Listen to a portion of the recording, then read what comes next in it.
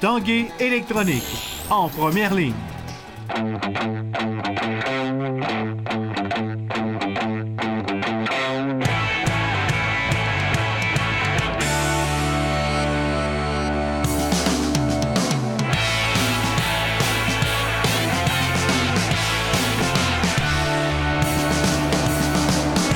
Salut, ici Jonathan Fournier et bienvenue à l'Esprit sportif. Aujourd'hui à l'émission, bilan des Jeux d'été Québec 2017 d'Olympiques spéciaux. Mais tout d'abord, discussion avec la joueuse de hockey Marie-Philippe Poulain qui sera, si on veut, la vedette du Centre Vidéotron le 22 octobre prochain pour un match qui opposera les deux équipes nationales du Canada et des États-Unis. Ça fera partie des activités en marge du championnat canadien de hockey féminin U18 qui se tient, lui, au pavillon de la jeunesse au mois de novembre. Voici notre discussion avec la surnommée Crosby du hockey féminin, Marie-Philippe Poulain. Here's Poulain with a shot, scores! And the Canadiens de Montréal, Clarkson Cup champions! Marie-Philippe Poulain, bienvenue à l'Esprit sportif. Merci. Marie-Philippe, quelle belle annonce aujourd'hui. Tu étais sûrement heureuse d'apprendre que tu serais ici au Centre Vidéotron au mois d'octobre. Oui, très belle annonce. Je pense que de pouvoir jouer proche d'où je viens, la Beauce, Québec, c'est très proche. Alors, de pouvoir venir ici jouer avec l'équipe Canada contre les États-Unis, je pense qu'il n'y a pas de mieux. C'est la crème de la crème en tant que match. Puis de pouvoir voir l'évolution du hockey féminin ici, je pense qu'il n'y a pas de plus belle nouvelle présentement. Dans un contexte où Québec sera pendant 3 semaines une ville de hockey féminin. Très excitant de voir Pascal, M. Bernier, qui pousse vers le hockey féminin, de voir le cégep, de voir l'université venir ici à Québec, d'avoir un match hors concours, d'avoir le championnat canadien ici. Il y a plusieurs activités pour voir à quel niveau s'est rendu le hockey féminin. Puis je pense de pouvoir avoir un match ici, Canada-États-Unis, ça va permettre de voir les gens, de venir sur place, de voir du hockey féminin en vrai, puis de peut-être de pouvoir donner la chance enfin au hockey féminin de voir que c'est un bon niveau, là. On savait que c'était une année pré-olympique. On s'est dit, il faut absolument avoir des matchs. Ils font toujours une série à chaque année pré-olympique. Il faut en avoir un à Québec, c'était sûr. Puis ça a été un long travail depuis l'idée jusqu'à aujourd'hui, mais on est fiers de ça. Chu out at center, Poulain empty net, scores!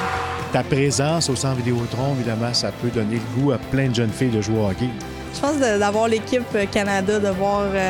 c'est rare qu'on vienne jouer au Québec, c'est rare qu'on vienne jouer ici. Puis de pouvoir avoir toutes les filles réunies, l'équipe Canada ici, je pense que ça va apporter beaucoup de petites filles, de pouvoir peut-être les permettre de rêver à faire partie de l'équipe dans le futur. Alors pour nous, on est très choyés de pouvoir venir jouer ici et de pouvoir peut-être donner une piqûre aux jeunes hockeyeuses. Là. Ça va être vraiment le fun pour le hockey féminin, pour le développement de tout ça. Puis ça va être une excellente game. La rivalité est même U18 ou 22, la rivalité est tout le temps forte contre les États-Unis, donc ça va être vraiment un bon match à voir. Marie-Philippe Poulain. Pendant 3 semaines, Québec sera hockey féminin. Jamais le hockey féminin n'aurait eu autant de visibilité, entre autres au Québec. C'est ça, jamais. De voir ça, ça va être de lancer avec le match Canada-États-Unis, un match universitaire. Je comptais ça ce matin, il y a 12 filles de Limoilou qui jouent pour les Carabins puis les Stingers de Concordia qui vont venir à Québec. Un match des étoiles collégiales, le championnat canadien, ça va juste être 2 semaines de festivités, des week-ends, 3 week-ends, ça va vraiment être le fun. C'est sûr que Marie-Philippe Poulain, c'est une des meilleures joueuses de hockey au monde. Fait que de la voir en vrai au lieu d'aller à la télé, c'est toujours différent. Puis ça donne le goût de venir puis de voir plus souvent le hockey féminin. Surtout contre les Américaines. Oui, c'est ça. C'est une grande rivalité.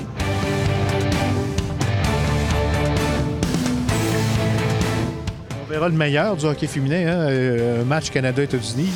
Effectivement, je pense qu'à chaque match, il y a tellement de rivalité entre le Canada et les États-Unis. Puis de pouvoir jouer ici à Québec, en plus, l'année olympique, je pense que chaque match qu'on va jouer contre eux, ça va être en vue de la préparation pour les Jeux olympiques, pour la finale de la médaille d'or qu'on travaille à chaque jour pour ça. Alors de pouvoir faire ça ici, de pouvoir avoir cette rivalité ici au Québec, ça va être fantastique. Ça fera partie évidemment des rencontres préparatoires aux Jeux olympiques. C'est que ce sont des matchs importants pour vous. Oui, effectivement, parce que l'année olympique, on n'a pas de championnat mondial. C'est vraiment la pinicule, c'est de pouvoir jouer contre les États-Unis 6 matchs hors concours à travers l'année. Puis en février, c'est les Jeux olympiques. Alors pour nous, chaque match va être important, puis en vue des préparations. Vous présenterez ici à Québec comme la capitaine. Ça fait plusieurs saisons que tu es dans l'équipe nationale, dans le programme depuis 2009. toujours aussi motivé, toujours aussi excité à l'approche des Olympiques? Oui, plus que jamais, pour être honnête. Je pense qu'à chaque chance que je peux porter ce chandail-là, c'est une piqûre de plus. Ça me donne l'excitement. Puis de pouvoir venir jouer ici, ça va être encore plus excitant. Puis comme tu l'as dit, année après année, c'est la passion qui est encore plus grosse. Puis de pouvoir, surtout en année olympique, il n'y a rien de mieux. Alors, ça va être excitant. De ton côté, tu crois que ça va être tes derniers jeux? Tu as encore plusieurs années devant toi. Comment tu vois ça? J'espère qu'il y a encore plusieurs années. Je pense que j'adore ça encore. La journée que je m'amuserai pas quand je vais aller à l'aréna, c'est la journée que ça va être ma retraite. Mais pour l'instant, c'est là que je suis plus heureuse. Entraîneur adjointe, Danielle Goyette. Bonne nouvelle pour le hockey féminin cette semaine. On a appris l'intronisation de Danielle Goyette, c'est ça, au Temple de la Renommée. Tu as sûrement eu une belle réaction là-dessus aussi. Oui, effectivement. Danielle, c'est notre coach en 2014 aux Olympiques. De pouvoir la voir au Temple de la Renommée, chapeau à elle parce qu'elle mérite amplement. Là.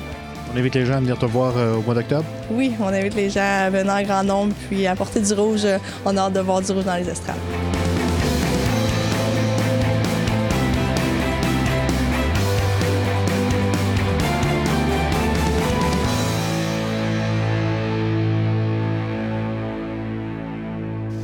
Après la pause à l'Esprit sportif, les Jeux d'été Québec 2017 d'Olympiques spéciaux.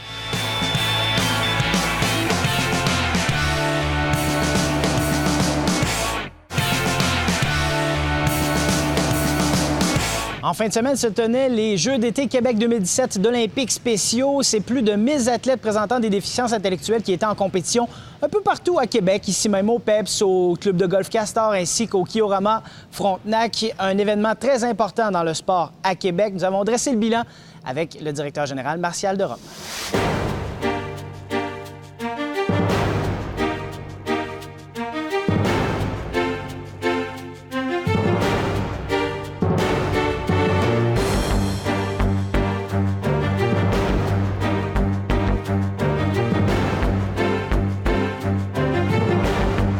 Le tout a débuté jeudi dernier avec le relais de la Flamme qui partait de Lévis, le bateau de la Traverse, la Ville de Québec, l'arrêt à l'Hôtel de Ville et se termine au Pavillon des Jardins au PEPS parce que tous les athlètes arrivaient jeudi sur l'heure du midi. Fait qu'on était là pour accueillir la Flamme des Jeux olympiques.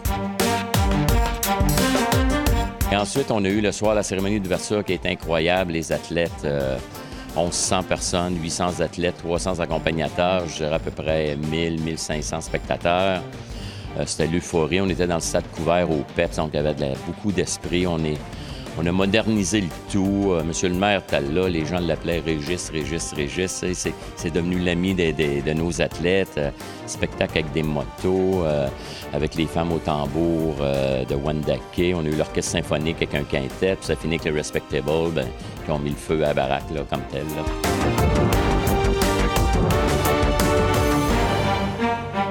Dès le départ, on a senti qu'on tenait quelque chose, qu'on était en train de faire quelque chose de grand. Oui, on le voulait grand, on l'a livré grand, mais il faut penser que c'était le sport aussi. Fait que le sport avait débuté dans l'après-midi, c'est continué pendant le vendredi, samedi, dimanche, et c'est terminé hier sur l'heure du midi. Même au PEPS, on avait 5 cérémonies de médailles en même temps à 11 heures, donc il faut tout gérer. Il y a les parents qui cherchent un peu, c'est les médailles de mon sport, mais on avait du bon personnel, beaucoup de bénévoles. On a au-dessus de 300 bénévoles qui ont travaillé là-dessus. Il y en a qui étaient à leur première arme. Ils ont trouvé ça gros, mais ça l'a très bien été. «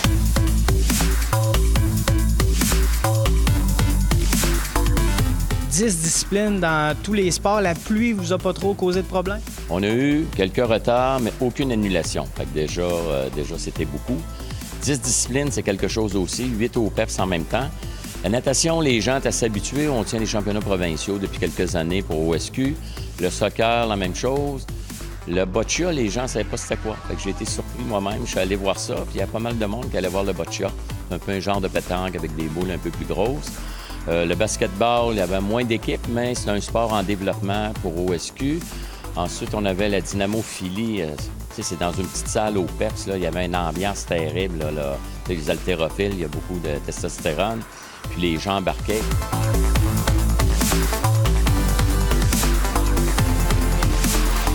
On a eu les cliniques en santé aussi, qu'on s'était déjà parlé, Jonathan. Puis on a battu 2 records du monde pour les yeux et les pieds.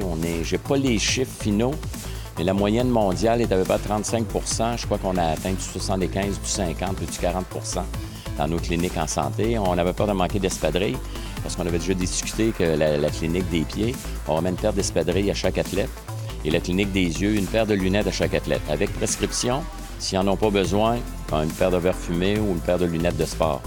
Fait qu'on est très heureux, on bat le mondial. Là. C'est un provincial, on bat le mondial. Est-ce qu'il y a eu des succès de foule? Est-ce qu'il y a peut-être certaines disciplines qui ont plus attiré qu'escompté? Mais moi, à la natation, comme je vous dis, on est habitué. Bien souvent, la natation, ils en ont fait le soir, comme le vendredi soir. Fait que les clubs sont venus encourager. Et il y avait un bruit infernal. Hein? La piscine, il y a beaucoup d'humidité. Fait que le bruit est infernal. Là, c'est vraiment une belle ambiance au niveau. Et on a senti, bien sûr, que la réponse était excellente. Les athlètes et les parents en jouaient. Mais moi, je me promenais un peu partout, puis les parents, hey, merci beaucoup, merci. T'sais, on a des installations de type national, international. Que demander de mieux, là? T'sais, ils sont pas habitués à ça. Là. Oui, il faut faire un peu de marche, mais tout est dans la même bâtisse. 8 sports dans la même bâtisse, déjà. Puis les quais, il y avait une méchante ambiance aussi. C'est au Kiorama Frontenac, là. Ils sont habitués d'aller là, mais c'est 180, 185 athlètes. Fait que déjà, c'est beaucoup pour 48 allées. On va dresser le post-mortem dans les prochains jours. Par la suite, qu'est-ce qui revient? Déjà, est-ce qu'il y a des plans d'avenir pour OSQ? Bon, comme j'ai dit dans un autre reportage, j'ai lancé des perches pour un mondial international en 2021 en sport d'hiver. Je pense qu'on serait prêt à Québec. Moi, personnellement, ma vie pas mal dans les sports d'hiver. Fait que, je serais correct pour ça. Ça ne veut pas dire que ça va être moi, là. Mais on a lancé des lignes, puis je pense que Québec est prêt. On est à 30 minutes de toutes les installations sportives, que ce soit le ski alpin, le curling, en cas, les arénas, on en a. On a tout ce qu'il faut pour ça. On va vous souhaiter le meilleur. Merci beaucoup. Merci.